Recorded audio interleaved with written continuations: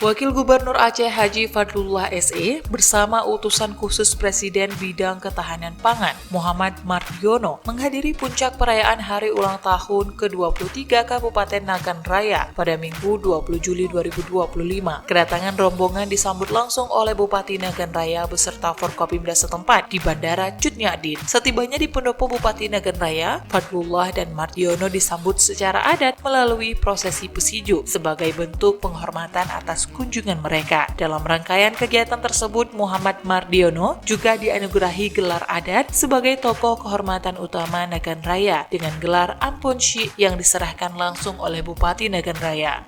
Dalam sambutannya, Wakil Gubernur Fadlullah menyampaikan apresiasi atas pencapaian Kabupaten Nagan Raya yang terus menunjukkan kemajuan di berbagai sektor. Ia juga membuka secara resmi perayaan HUT ke-23 yang digelar meriah di alun-alun Sukamakmur, ibu kota kabupaten. Sementara itu, Muhammad Mardiono menyampaikan rasa terima kasih atas sambutan hangat dari pemerintah dan masyarakat Nagan Raya. Ia menegaskan kesiapan pemerintah pusat untuk terus mendukung pembangunan daerah, terutama dalam bidang ketahanan pangan.